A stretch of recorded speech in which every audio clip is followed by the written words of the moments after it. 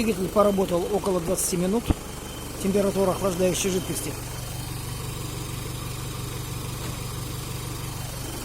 82 градуса.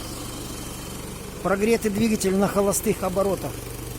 Давление масла.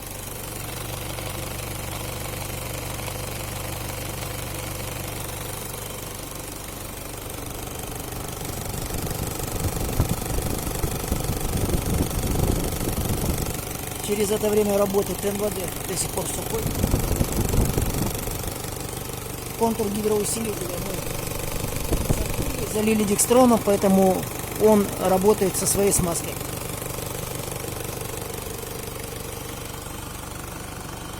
На радиаторе на штуце родили резиновую трубочку, и как в расширительном бачке проверяем, выделяется ли пузырь.